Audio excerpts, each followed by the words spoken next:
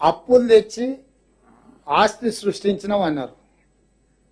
Machine Bhagiratha సృష్టించింది అది ఆస్త, కాళేశ్వరం కట్టిండి అది ఆస్త. ఏదైనా అప్పు తెచ్చినప్పుడు పెట్టుబడి పెట్టి ఆ పెట్టుబడి ద్వారా ఆదాయాన్ని వచ్చి మళ్ళీ తిరిగి అప్పు కట్టాలి.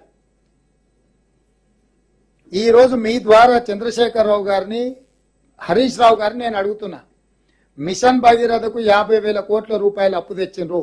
ఒక్క రూపాయి అయినా ఆదాయాన్ని సృష్టించి ఆ ఆదాయంతో నువ్వు అప్పు కట్టినవా? 1,00,000 కోట్లు కాళేశ్వరానికి అప్పు తీసుకొచ్చిన, ఒక్క రూపాయి అయినా కాళేశ్వరం కట్టి ఆదాయాన్ని పొందే ఆదాయం కట్టినవా?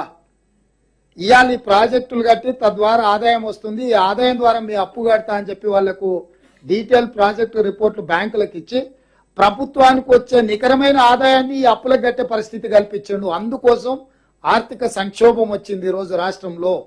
ఈ వీడియో కానీ మీకు నచ్చినట్లయితే లైక్, కామెంట్, షేర్ చేయండి. మరిన్ని అప్డేట్స్ కోసం సబ్స్క్రైబ్ చేయండి.